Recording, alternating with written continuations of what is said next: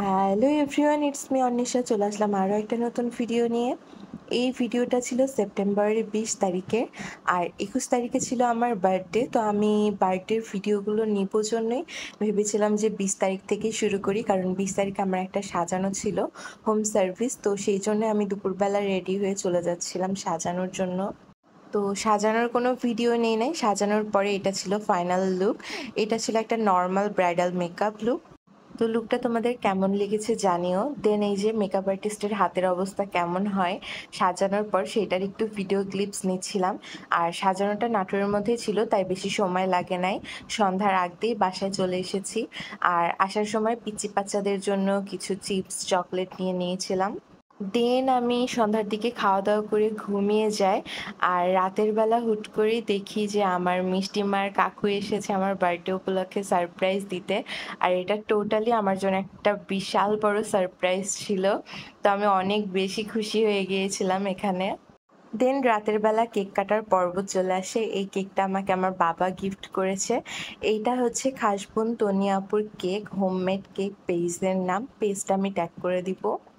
আমাদের বাড়িতে প্রায় ভাগ বার্থডেতেই আপুর কেক দিয়েই বার্থডে সেলিব্রেট করা হয়। তো পিচি পাচাও আপুর কেকটা অনেক ভালোবাসে, এর জন্য আপুর কাছ থেকে বাবা অর্ডার করেছিল। তারপরে এখানে সবার সাথে একটু ছবি তুলছিলাম, ভিডিও করছিলাম। যেহেতু আমার জন্মদিনটা পূজার আগ দিয়ে পড়ে, এর জন্য দেখা যায় যে আমার জন্মদিনে হয়তো বা কাকু মিষ্টিমা থাকতে পারে না, ঠাম্মা দাদুও কিছু সময় থাকতে পারে না, বা ঠাম্মা দাদু থাকলেও কাকু মিষ্টিমা থাকতে পারে না। তো সবাইকে নিয়ে বার্থডে সেলিব্রেট করা আসলে হয়ে ওঠে না, বাট এবারও আর কি লাকিলি সবাইকে পেয়ে গিয়েছিলাম, এর জন্য বার্থডেটা অনেক ভালোভাবে সেলিব্রেট হয়েছে। তবে এবারও কাকু আর মিষ্টিমা থাকবে না ভেবেছিলাম, কিন্তু এই যে হঠাৎ করে যে সারপ্রাইজটা দিয়েছে, এটার জন্য আমি অনেক বেশি খুশি হয়ে গিয়েছিলাম বার্থডেতে। দেন কেক কাটিং পর্ব চলে আসে, আর সবাইকে নিয়ে ছোট পিচ্চিদের নিয়ে কেক কাটতে অনেক মজা লাগে।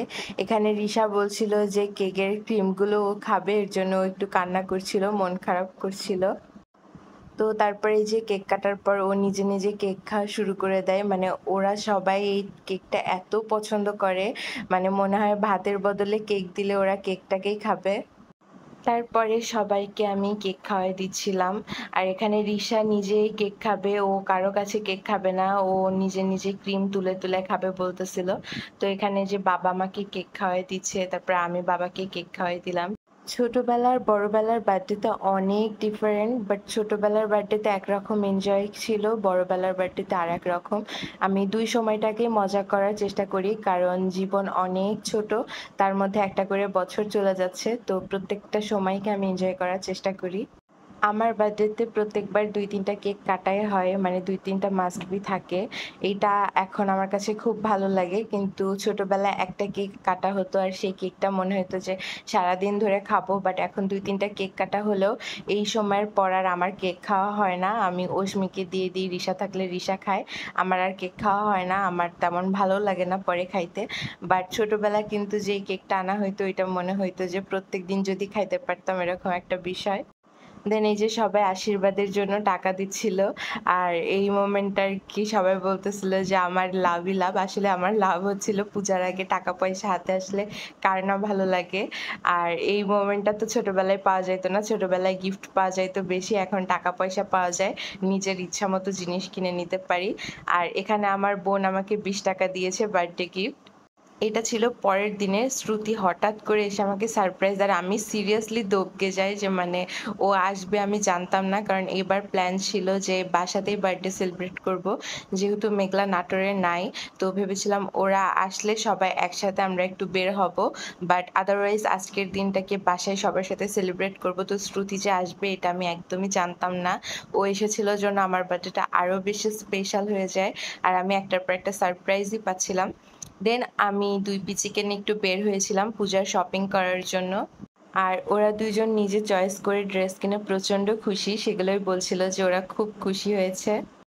তো ওদের ড্রেসটা এখন আর দেখাবো না, ওইটা পূজার সময় দেখাবো, না হলে পুরাতন হয়ে যাবে ড্রেসটা।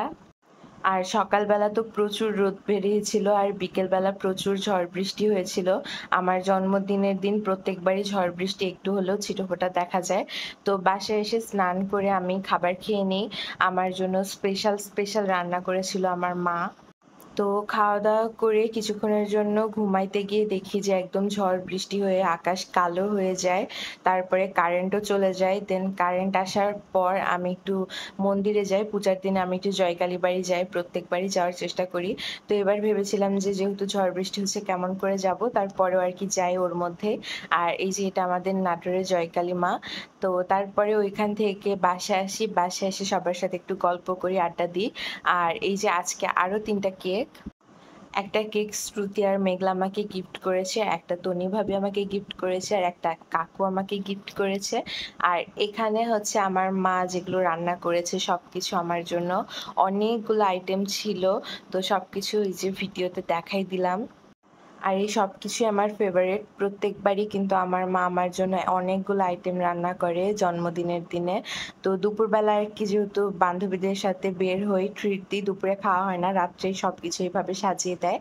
আর এইটা ছিল হচ্ছে শ্রুতি আর মেঘলার দেওয়া গিফট, এইটা ছিল তন্নি ভাবির দেওয়া গিফট, আর এই কেকটা ছিল আমার কাকুর দেওয়া গিফট। এইটার ডেকোরেশনটা কিন্তু অনেক সুন্দর হয়েছিল।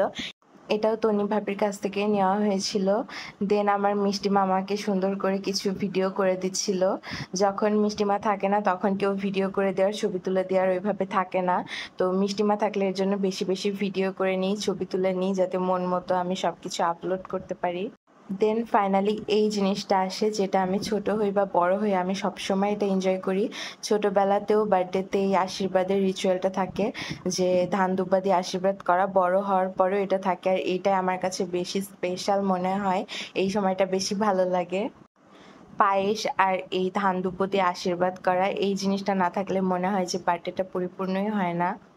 তবে এইবার আমার বার্থডেটা আমার কাছে অন্যরকম একটা স্পেশাল ছিল, কারণ এবার পুরো দিনটা আমি পরিবারের সাথে কাটিয়েছি।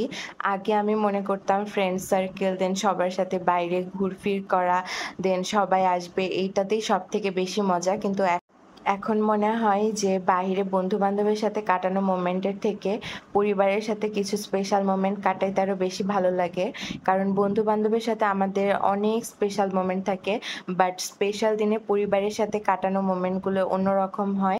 এই জন্য এবারের বার্থডেটা আমার কাছে একটু অন্যরকম স্পেশাল ছিল। তারপরেও আমি আমার ফ্রেন্ড সার্কেলকেও অনেক মিস করেছি, কারণ ওদের সাথে দুপুরের সময়টা কাটানো হয়, অনেক হাসি ঠাট্টা এগুলো হয়। তো ওদেরকেও আমি মিস করছিলাম খুব, যে আমি যদি ওদের সাথে ওই টাইমটুকু কাটাতে পারতাম। তো যেহেতু ওরা আবার আসবে, ওদের সাথেও টাইমটা কাটাবো, তার জন্য ভাবলাম যে পরিবারের সাথে ভালো মতো এনজয় করি, দেন ওদের সাথে যখন ওই টাইমটা কাটাবো ওই টাইমটা অন্যভাবে এনজয় করব। আর এবার বার্থডেতে আরেকটা টুইস্ট বলি, প্রত্যেক বছর আমার বার্থডেতে একটু হলেও বৃষ্টি হবেই, সেটা দিনের বেলাতেই দেখা যায়, রাতে হয় না। কারণ আমি যখন জন্মেছিলাম সেই সময়ও খুব বৃষ্টি হয়েছিল, একদম অনেক ঝড় হয়েছিল, এটা মায়ের মুখে সবসময় শুনি। তো এবারও আমি ভাবছিলাম কি ব্যাপার, সারাদিন অনেক গরম পড়লো বাট একটু বৃষ্টি হলো না। তো পরে আমি খেয়াল করে দেখলাম যে আমি যখন জন্মেছিলাম সেই দিনটাও ছিল শনিবার, প্লাস সেই দিনকে একদম বিকেল 5:30টার দিকে প্রচণ্ড ঝড় বৃষ্টি হয়, তার মধ্যে নাকি আমি হয়েছিলাম। তো সেই দিনটা ছিল 4ই আশ্বিন প্লাস 21শে সেপ্টেম্বর। ইভেন আমার জন্মদিন প্রত্যেকবার 21শে সেপ্টেম্বরে যেহেতু পালন করা হয়, সেহেতু 4ই আশ্বিনটা দেখা যাচ্ছে হয় একদিন আগে বা পরে হয়, মানে বাংলা ক্যালেন্ডার আর ইংলিশ ক্যালেন্ডার একসাথে মিলে না। বাট এবার দেখলাম যে বাংলা ক্যালেন্ডার ইংলিশ ক্যালেন্ডার মিলে গিয়েছে। দেন শনিবারই ছিল, প্লাস একদম 5:30টার দিকে তুমুল ঝড় বৃষ্টি শুরু হয়। তো এর জন্য বুঝলাম যে এইবার হয়তোবা কোনোভাবে আর কি সবকিছু মিলে গিয়েছে। তো ঝড় বৃষ্টি আসার কারণে আসলে আমি সন্ধ্যাবেলা শাড়ি পরতে চাইছিলাম, বাট শাড়ি পরা হয় নাই। একদম সিম্পলি থাকলাম, যে ভাবলাম যখন ফ্রেন্ড সার্কেলের সাথে বের হব সেই দিনটা শাড়ি পরে হয়তোবা বের হব, শাড়ি পরে অনেক অনেক ছবি উঠাবো। আর আজকের দিনটা এইভাবেই ঘরোয়া পরিবেশে একটু সিম্পলি থাকি। প্লাস পরদিন ভোরবেলায় আমার ঠাম্মা, দাদু, মিষ্টি মা, কাকু সবাই রংপুরে চলে যায়। এর জন্য রাত্রেবেলা যতটা সিম্পলে কাজ করা যায় ততটা সিম্পলে করতে চেয়েছিলাম। আর ঝড় বৃষ্টি হওয়ার জন্য অনেকক্ষণ কারেন্ট ছিল না, তো সবকিছু একটু লেট হয়ে গিয়েছিল করতে। তো ফাইনালি এভাবেই সুন্দর করে আমার বার্থডেটা সেলিব্রেট করা হয়। এই যে পিচ্চি বাচ্চা থাকে ওদের সাথে কেক কাটতে আরো বেশি মজা লাগে, কারণ ওরাই কিন্তু কেক কাটতে বেশি মজা পায়। আর এই যে ওরা কেক নিয়ে আর কি হামলা শুরু করে দিয়েছে, কে কোন কেক খাবে, কে কি করে কাটবে, এরকম একটা অবস্থা। মানে 3টা কেক 3জন মিলে খাবে, এরকম প্ল্যান করা হয়েছে। তো আজকের মতো ভিডিওটা আর লং করব না, আজকের মতো এই অবধি, দেখা হবে অন্য কোনো ভিডিওতে। যারা যারা এখন আমার পেজটা ফলো দাও নাই অবশ্যই ফলো দিয়ে রাখবে। আর আমার জন্য অনেক অনেক প্রার্থনা করবে, অনেক অনেক আশীর্বাদ করবে। আজকের মতো টাটা। Thanks for watching.